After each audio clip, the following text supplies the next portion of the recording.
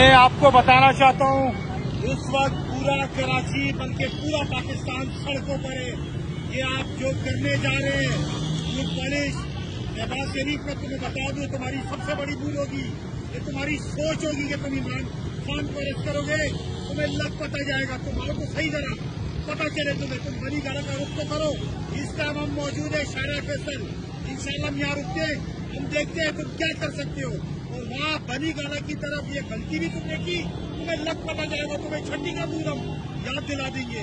ये पूरी आवाम इस वक्त सड़कों पे अपने कायद इमरान खान के लिए निकली है। देखो जरा,